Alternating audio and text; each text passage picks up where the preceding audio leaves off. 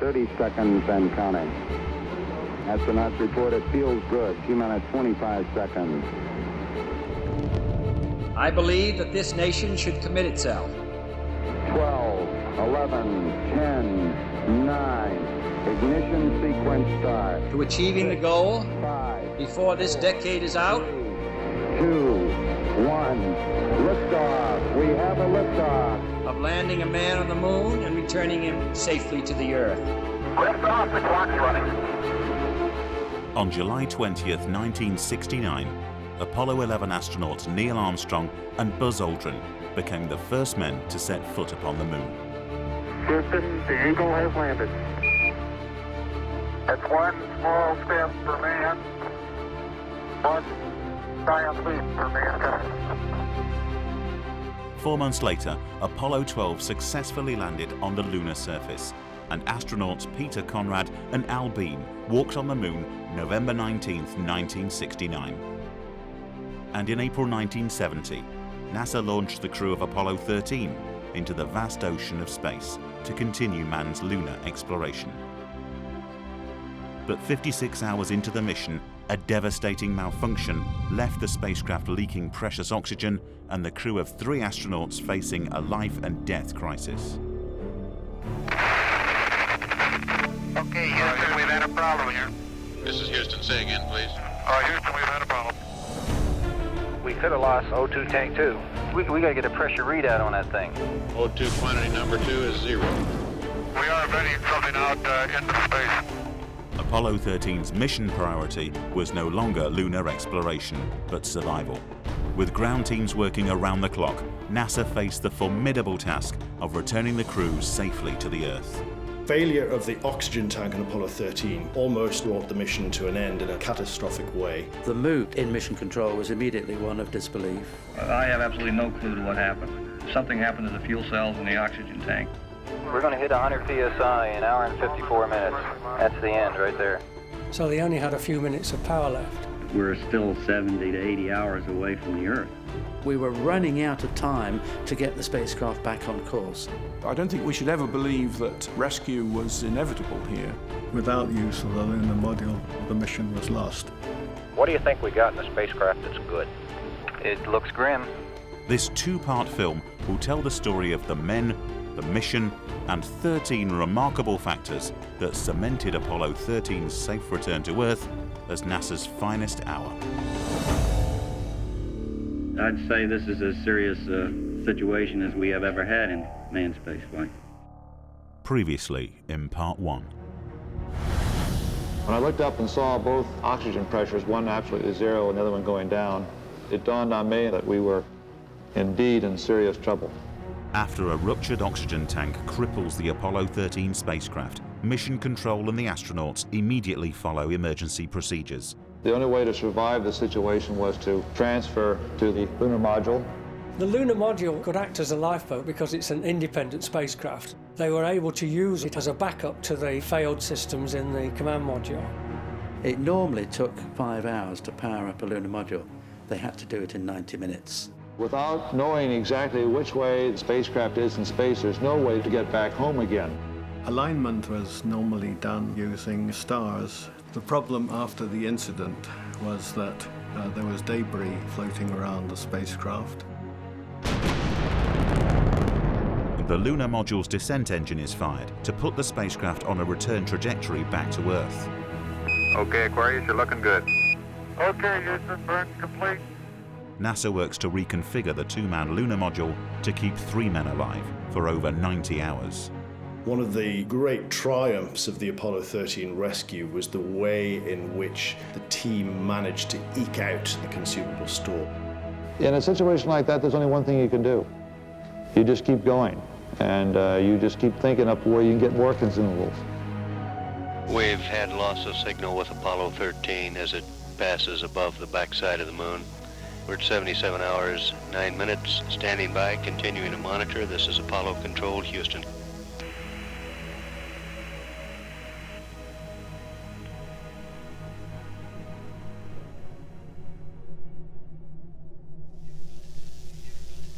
Apollo Control, Houston. We're coming up now on 1 minute from time of reacquiring Apollo 13. Standing by now for acquisition.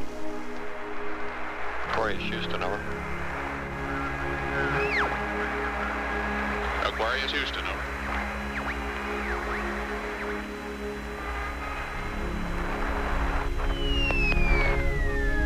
Apollo 13, Houston. Go ahead, Houston. Hey, you're loud and clear now. Roger. With the lunar module acting as a lifeboat and the spacecraft back on the free return trajectory, Apollo 13 is on course to splash down in the Indian Ocean in 4 days' time. But with no recovery forces deployed in the Indian Ocean, the crew would be left floating in the command module waiting for rescue. Mission Control must reduce the flight time to have splashdown in the Pacific Ocean, where naval recovery forces are already in waiting. Our first milestone was to get us back on free return. The second one was to get us home early. The flight time back home was 155 hours if we had done nothing else. But the ground had decided to burn at about 2 hours past the moon, at about 79 hours, a maneuver to shorten the time to get home again.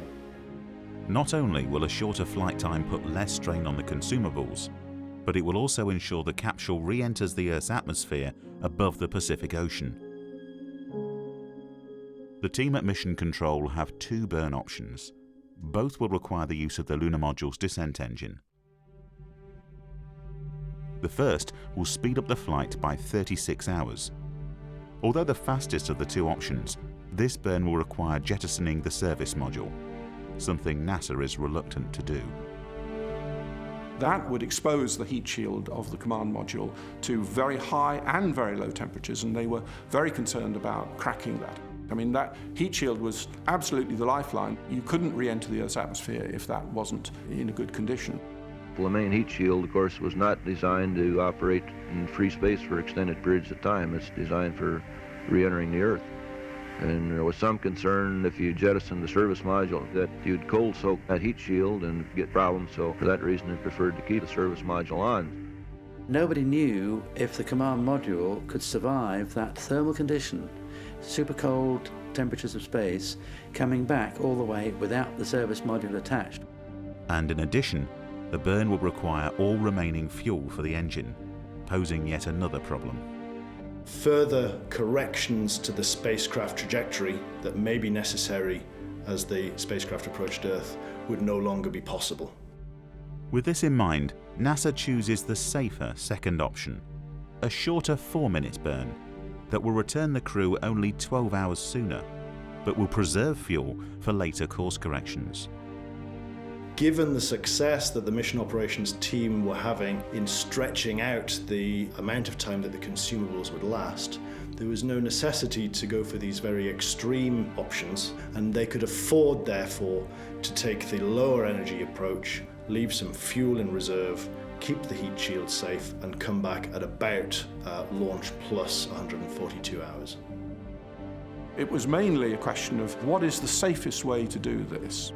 And all the decisions that were made turned out to be exactly right, because they came back almost the slowest routes you could from the moon, because they wanted to retain the possibility of making some small corrections between the moon and getting back to the Earth, so that they came in just the right height in the atmosphere. And as they approached the Earth, actually, they started drifting away, and they were quite anxious about that. So having preserved some fuel in the LEM motor for doing these corrections was exactly the right decision, because they actually needed to make those corrections on their way to Earth. It would have been horrifying if they'd, saved the astronauts only to see them zoom past the Earth, by a few miles, or crunch into the atmosphere and get burnt up, both of which were possibilities. The precision of this burn is so critical that the flight dynamics team at Mission Control insist that the lunar module's guidance computer be used to control the spacecraft. But as this system drains a lot of power, it will have to be permanently shut down once the burn is complete. From then on, the astronauts will be flying manually. The descent propulsion system burn duration 4 minutes 24 seconds. Flight Director Gene Kranz now going around the room for a go, no-go status from each member of his team. Aquarius, Houston, over. Go ahead, Houston. Jim, you are go for the burn. Go for the burn. Roger, understand. Go for the burn. Less than 30 seconds away from scheduled time of ignition on our Paracynthian plus 2-hour burn for the Apollo 13. The engine is armed, standing by. We're burning 40%. Aquarius, Houston, you're looking good. Roger. Go with 2 minutes.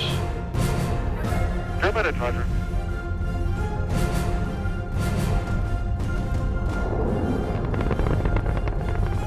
Go with 3 minutes. 10 seconds to go.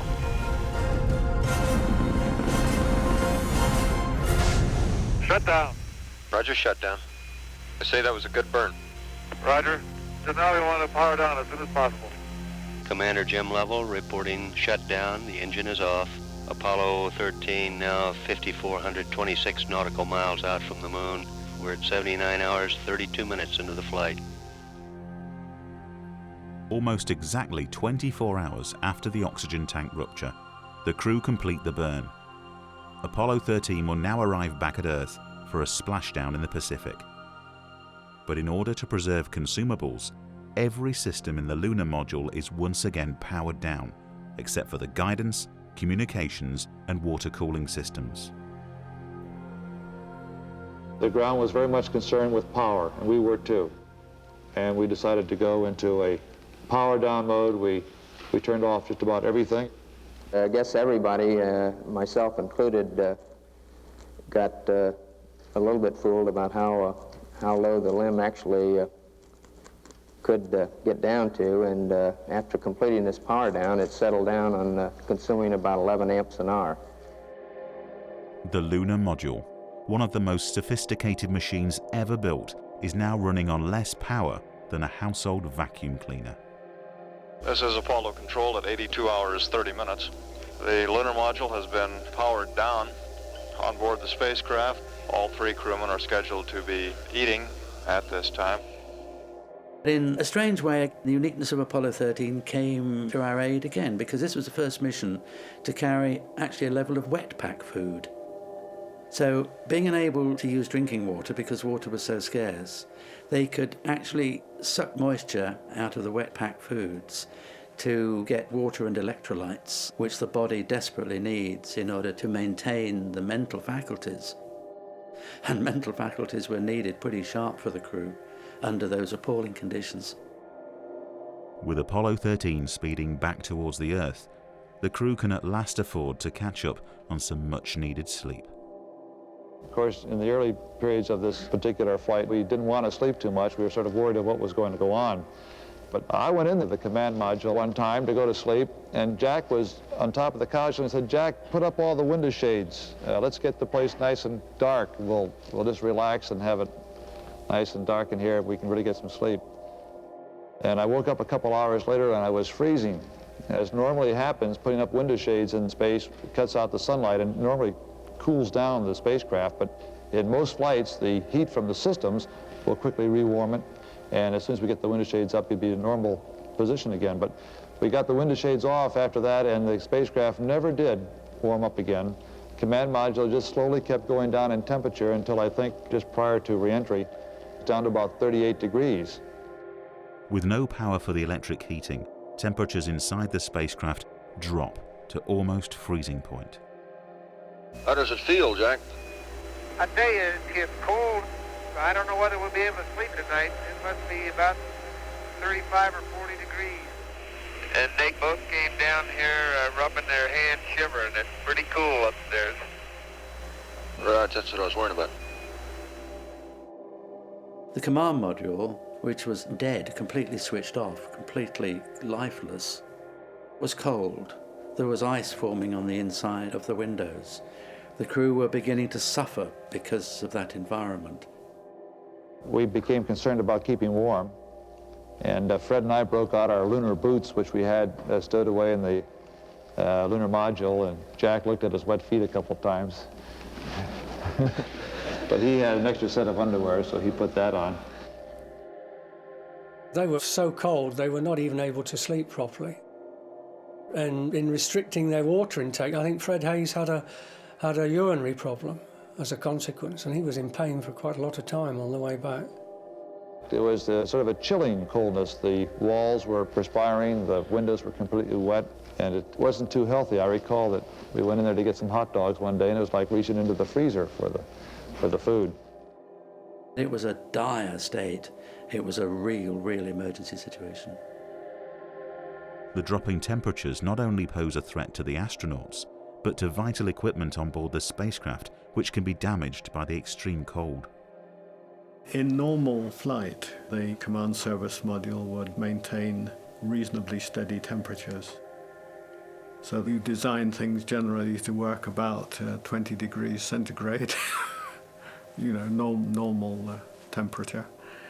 And you don't want things going too far away from that.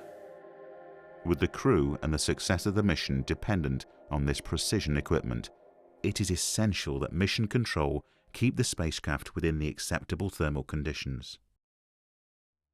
The people here in Mission Control Center are looking at ways of setting up passive thermal control for thermal balance for the spacecraft during the remainder of the coasting flight. As well as facing the freezing temperatures of deep space, one side of the spacecraft is constantly baked by the extreme heat of the sun.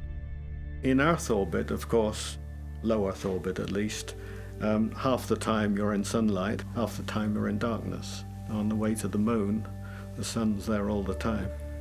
So you don't want one side of the spacecraft getting hot and the other side getting very cold. Mission Control instructs the crew to initiate passive thermal control, a maneuver that slowly rotates the spacecraft to evenly distribute the sun's intense heat. Okay, Jim, in order to maintain even heating, we just have to yaw the whole machine about 90 degrees. Okay, we have to yaw the machine and increments of 90 degrees. That's affirmed. So they use passive thermal control barbecue mode, which is rotating the thing about three rotations an hour to stabilize the temperature. And it also sort of controls the attitude of the thing, a bit like a rifle bullet, so it doesn't drift off too much. This passive thermal control procedure had been used on other Apollo missions to ensure the spacecraft was kept at an optimum operating temperature.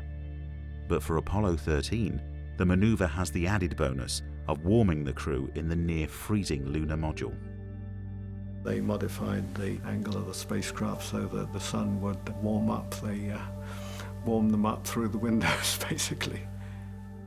Mission Control and the crew have been successful in establishing passive thermal control, but there is little time for celebration.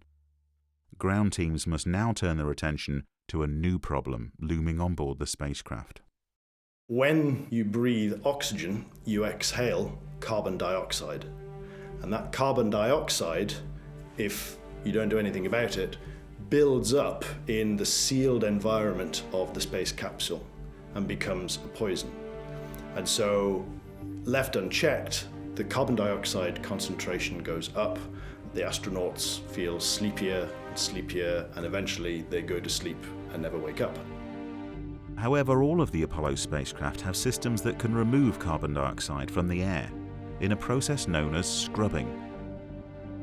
You blow the air through crystals of something called lithium hydroxide, and there's a chemical reaction, and it captures into a solid form the carbon dioxide, takes it out of the air, and then you get fresh air coming out the other side. The command module had a scrubbing system, so did the lunar module, but the lunar module was designed to carry 2 men for 2 days, whereas now it had to carry 3 men for 4 days. So that's 3 times longer, 3 times more carbon dioxide being exhaled by these men. With this additional carbon dioxide, the scrubbing canisters in the lunar module are being overwhelmed. However, the command module has plenty of unused canisters. But with the command module powered down, its scrubbing systems are not operational. It wasn't possible to take the lithium hydroxide crystals from the command module and place them in the lunar module because the shapes were different. Because two manufacturers had bid and competed for these two separate spacecraft, and they each built their own design of lithium hydroxide canister. The command module canisters of lithium hydroxide were square cross-section, and believe it or not, the ones in the LEM were round cross-section. So you couldn't take a canister from the command module and just plug it into the slot in the LEM. So the problem that the mission controllers faced and the astronauts faced was how to make a square peg fit a round hole. This was a very serious problem. I mean, it could easily have been the end of the rescue mission had they not solved it. NASA engineers must rapidly devise a system that converts the square command module canisters for use in the lunar module before the carbon dioxide reaches dangerous levels. Okay, just some info. We're working up a procedure for you to use command module LiOH canisters in the LEM so that you can continue scrubbing the LEM atmosphere. So sometime in the future we'll be coming up to you with that procedure. A group of life support engineers at NASA knew immediately after the oxygen tank rupture that if the lunar module was used as a lifeboat, then carbon dioxide poisoning was going to be a problem. They also knew the astronauts would somehow need to patch command module canisters into the lunar module's life support system if the crew were to make it home alive. The responsibility fell on this team of engineers to construct a canister adapter using only equipment available to the astronauts on board the spacecraft before CO2 levels get dangerously high. The guys said, okay, lay out on the table what we've got, and let's get a lunar module canister and a command module canister. How do we bring these together? Here again, I think we must pay credit to NASA for its incredibly philosophically intelligent way of organizing missions. Everything that went on the spacecraft went onto an inventory. So the people on the ground knew everything that was on the spacecraft, and that gave them the opportunity to sort of assemble all of this in their minds and say, hey, what have we got up there? What can we actually put together to overcome this problem? Within hours, the team have created an adapter using spacesuit hoses, plastic bags, and cardboard flight plans. But holding all of these components together to create the vital airtight seal is one of NASA's secret weapons. Duct tape. We couldn't have gone to the moon without duct tape, and we certainly wouldn't have got the Apollo 13 crew back without duct tape. It was very, very useful. If you're in a weightless environment and you want to stop your pencil kind of just wandering off into somewhere else, you stick it to the wall with a piece of duct tape. You're forever sticking up lists of instructions or lists of things to do or pieces of equipment to the walls with duct tape. And clever minds might think of a way of getting around it if you didn't have duct tape, but it was the obvious thing to use, and luckily they had some there. But I use the word luckily, I mean, it was because it was a useful thing to have, and they had it on board. This is the scavenging hose, the exhaust hose, if you will, from the suit. And we just put the lithium hydroxide canister on the end of it, and it's not so easy to fasten on there. They placed the rectangular lithium hydroxide canister inside the plastic bag with a hole in front of the astronaut's spacesuit pipe that then allowed air to be pushed through that lithium hydroxide canister. We've used a data card out of the flight plan to make a structure so that the plastic cover here won't collapse on the end of the hose. And they then found a way of connecting up the other end of the spacesuit hose to a spent lithium hydroxide canister already fitted in the lunar module. And we've had one of these running for about 3 hours over in the 11-foot chamber in Crew Systems, and all indications are that it's doing the job. So it literally was cobbled together on a desktop. It sounds Heath Robinson, but in fact it was just make, do and mend. And that's often the best way for solutions.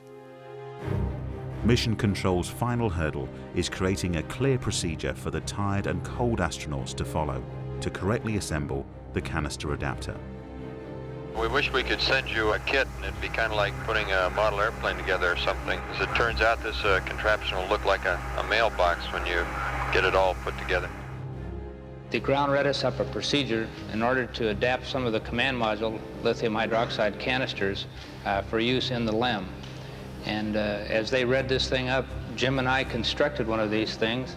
Cut a piece of tape this long, put it up there, do this, do that. So the guys in the LEM actually replicated this, and it worked a treat. You know, within an hour of switching it on, the carbon dioxide levels were way down, and they were through that really serious consumable problem.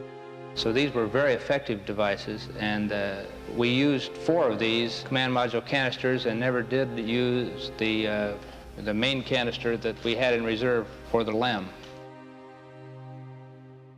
We're now showing 0.1 partial pressure of carbon dioxide in the lunar module.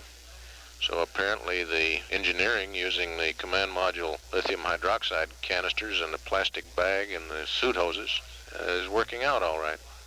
And at 96 hours, 3 minutes ground elapsed time, this is Apollo Control, standing by.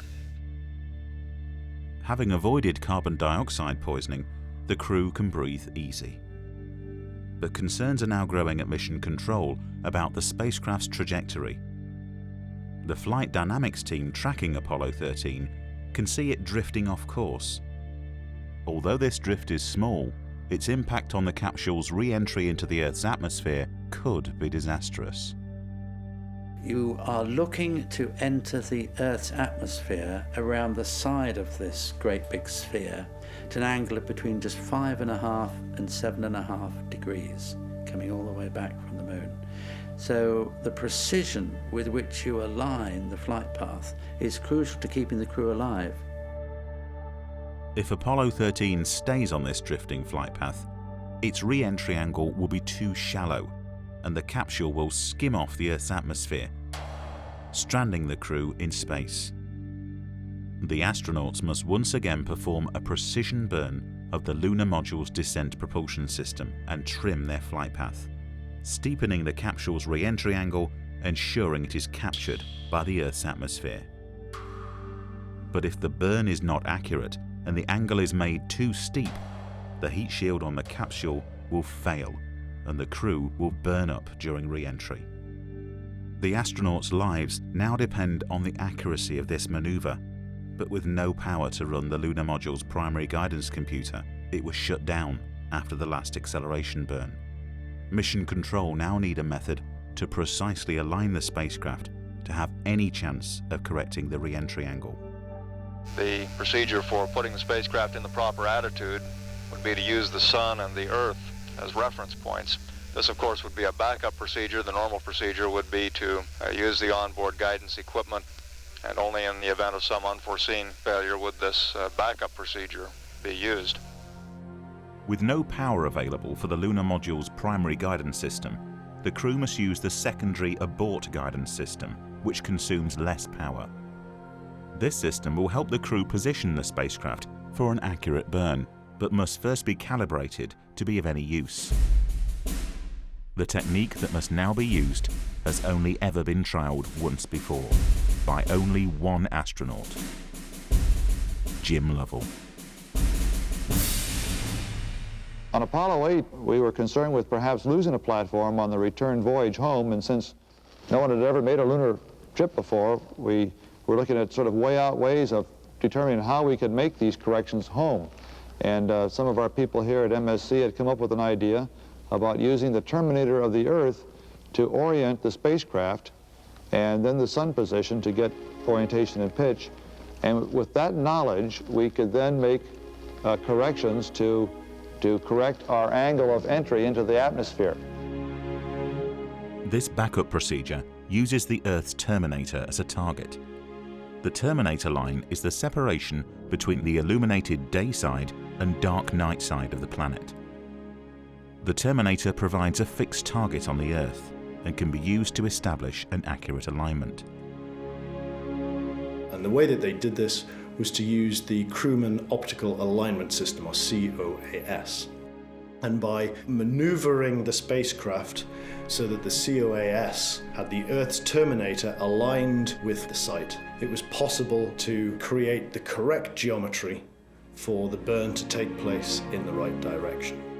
So at 105 hours, they gave us instructions to relight the descent engine, to orient the spacecraft in this manner, and give this particular procedure a try. And when they read up the procedure to us, I just couldn't believe it, because even on Apollo 8, I thought I'd never in all the world have to use something way out as this. And here I was on Apollo 13 using this very same procedure that was developed some time ago. Okay, Jim, now basically if you put the horizontal line on the COAS on the horns of the Earth, that will put us in burn attitude. Okay, I think I have a handle on the attitude, the way the Earth should look at the COAS. Thank you. And thank you. This is a really complex problem because without the benefit of automated systems, it was a three-man job. Because it was a manual burn, we had a three-man operation. Jack would take care of the time. He'd tell us when to light off the engine, when to stop it.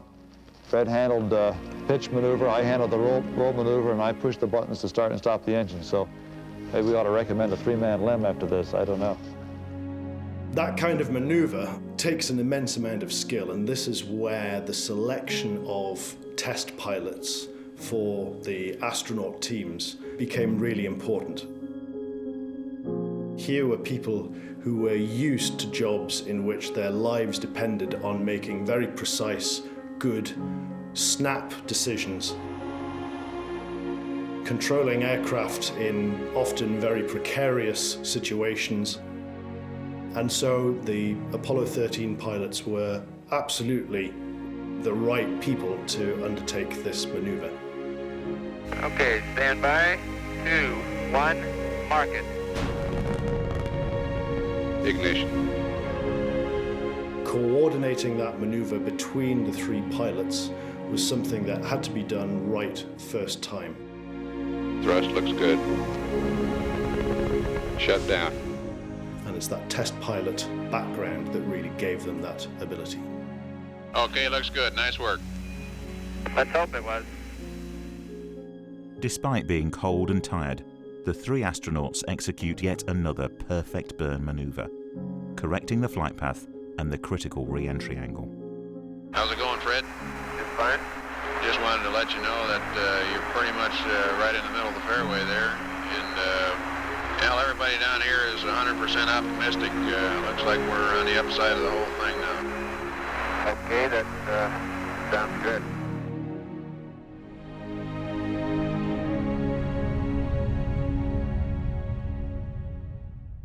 Jim, we're ready to put that battery back on the line. So you want us to put battery 2 back on. Is that a firm? That's a firm. Okay, it's coming out. Bat 2's on the line.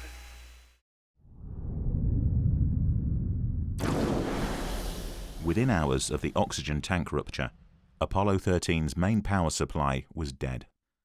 Without oxygen, the service module's 3 fuel cells could not generate electricity. But before the crew could evacuate to the lunar module, the command module systems started draining power from its precious re-entry batteries. This limited supply is the only power available for the capsule during re-entry. The importance of the command module batteries is that you separate off the service module from the command module before you get to re-entry. And at that point, you lose all your power from the fuel cells. So you have to have batteries in the command module to keep you going, and the re-entry batteries do that job. And without them, you can't operate the command module through re-entry.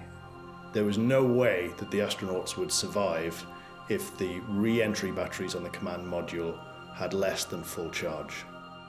It has now been 3 days since the oxygen tank failure, and with Mission Control gearing up for the spacecraft's re-entry, their first concern is somehow recharging the command module's depleted batteries. With no fuel cells on board to charge those batteries up, there was only one other solution, and that was to use the batteries in the lunar module to top up the batteries in the command module.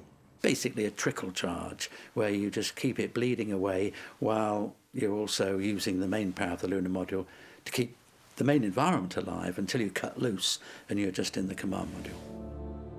During preparations for Apollo 10, the mission control team had faced a training simulation, which also required the lunar module to recharge the re-entry batteries.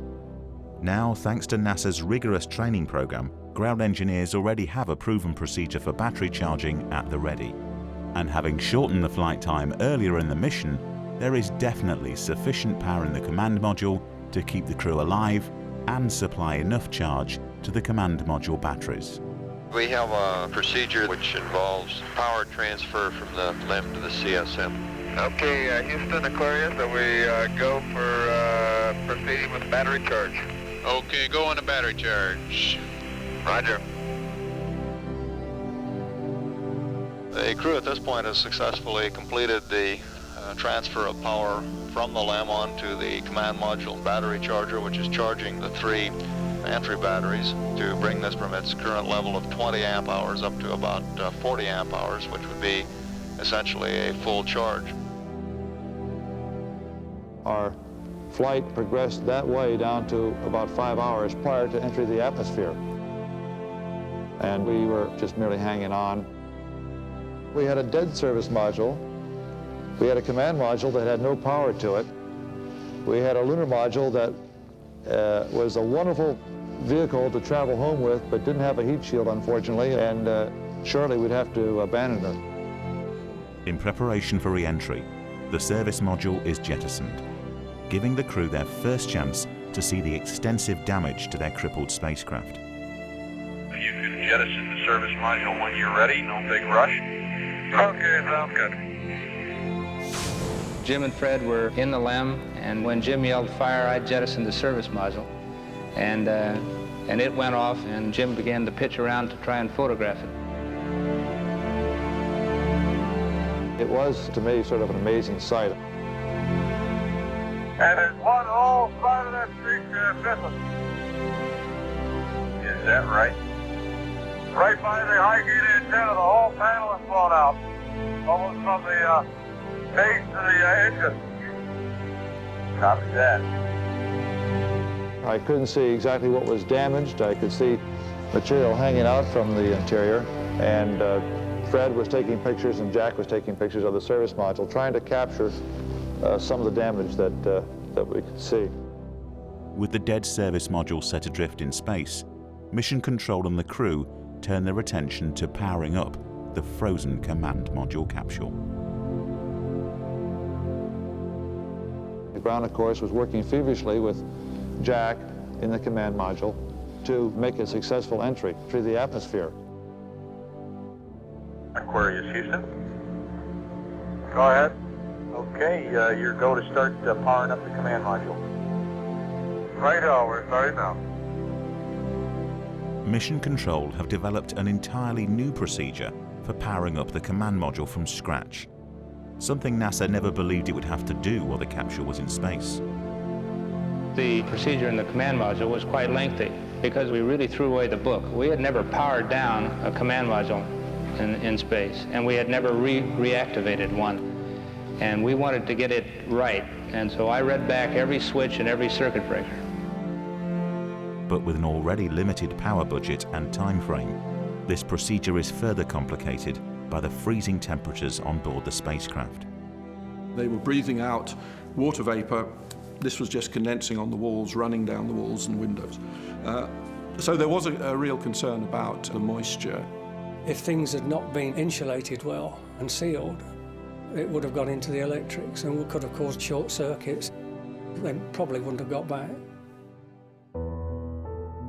The crew of Apollo 13 will now owe their lives to the lessons NASA learned from the Apollo 1 fire, when 3 astronauts were tragically killed in a test command module. The Apollo 1 was an incredible tragedy for NASA, and obviously for the families involved.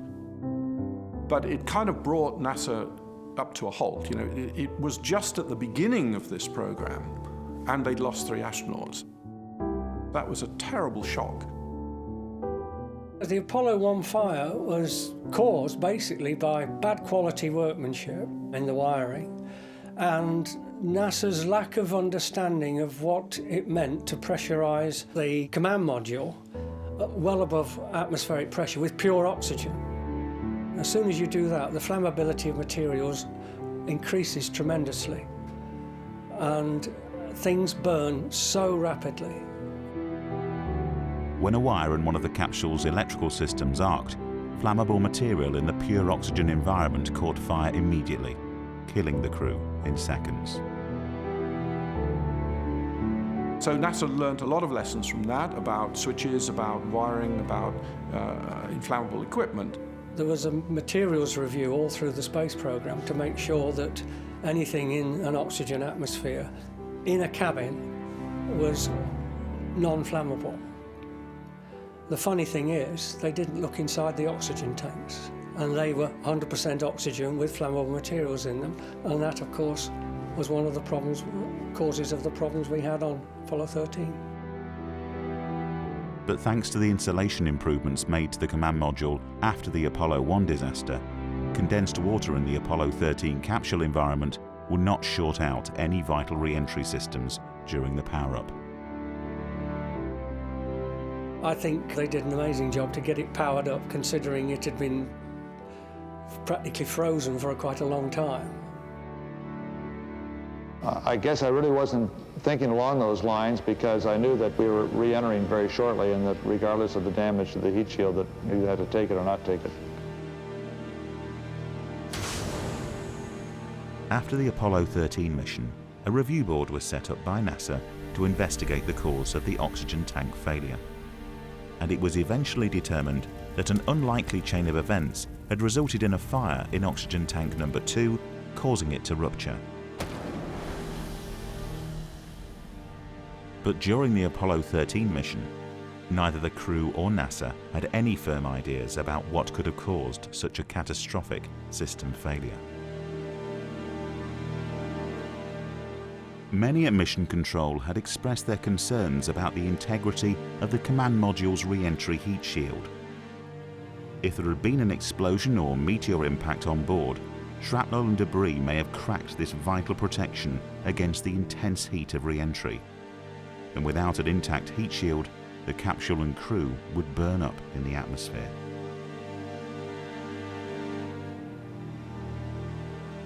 NASA has achieved the impossible. They have worked tirelessly and returned the stranded crew from the edge of disaster all the way back home to Earth. But Mission Control can do no more. Now all that stands between life and death for the crew is the hope that the command module's heat shield is intact.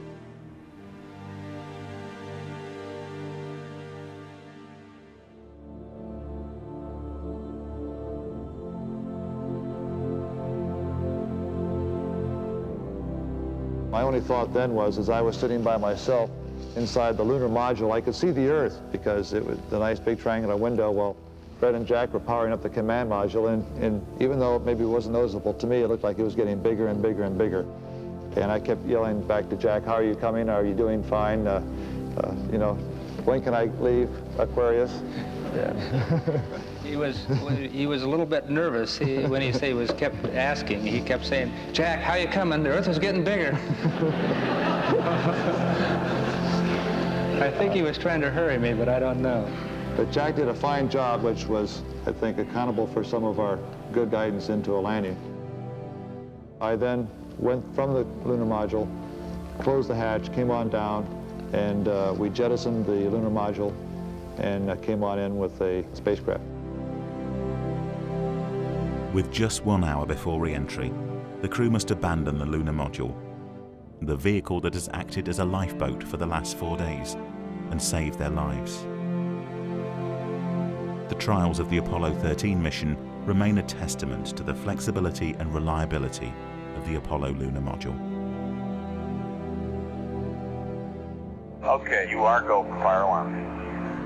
Real fire.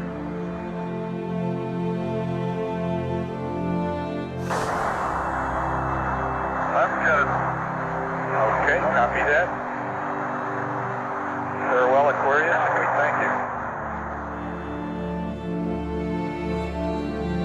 This is Apollo Control Houston at 141 hours, 31 minutes into the flight. We've had lunar module jettison. Apollo 13, the age of Aquarius ended at 141 hours, 30 minutes, ground elapsed time.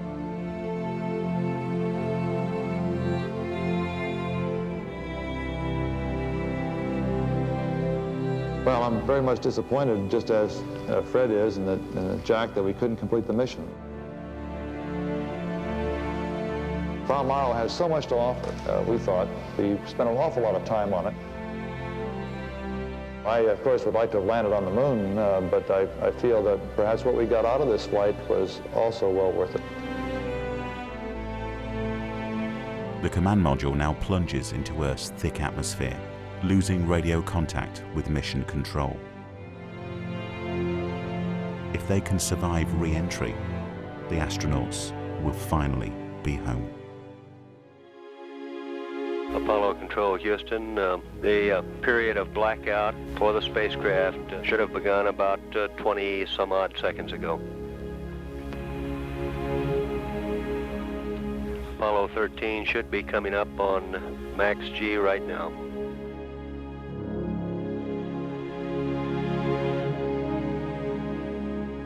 We have about 1 minute to go now from time of end to blackout. Continuing to monitor this Apollo Control Houston. Apollo 13 should be out of blackout at this time. We're standing by for any reports of acquisition. Odyssey Houston, standing by, over.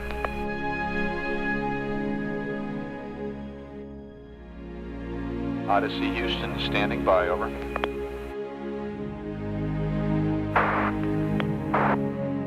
Odyssey Houston, standing by, over. Okay, go. Roger that. Odyssey Houston, we show you on the mains. It really looks great.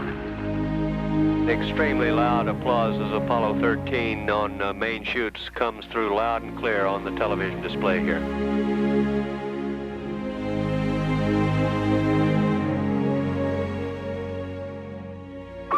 Roger. Recovery on visual bearing 1, over. Apollo 13, Apollo 13. This is recovery, and your chutes look good. The floor of the Mission Operations Control Room now crowded, and there are visible smiles on the faces of the flight controllers and astronauts in this room. O Lord, we joyfully welcome back to Earth astronauts Lovell, Hayes, and Swigert, who, by your grace, their skill, and the skill of many men, return to us safe and whole. Amen.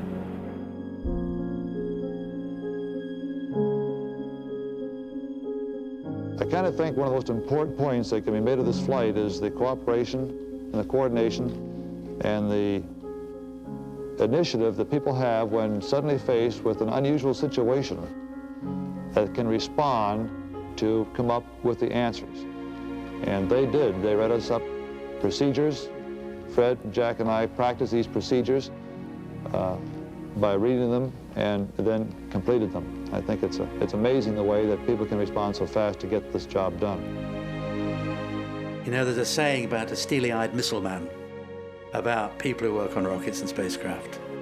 And that accolade is only given to a very cherished few who have that quality, what you might call the right stuff.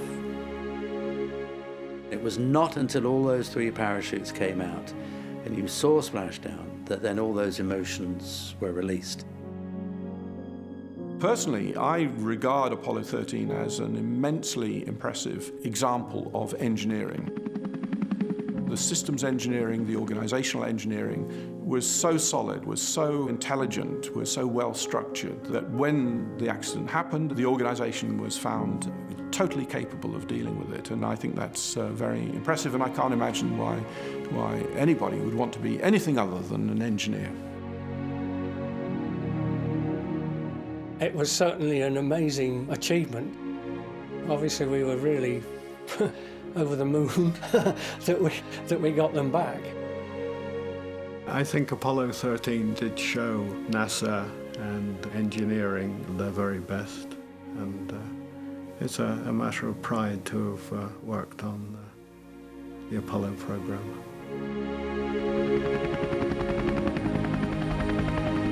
Being able to take a crew of 3 astronauts in a severely wounded ship, bring it around the moon to a safe landing back on Earth using techniques which in many cases hadn't been thought of until that moment in time is a remarkable achievement.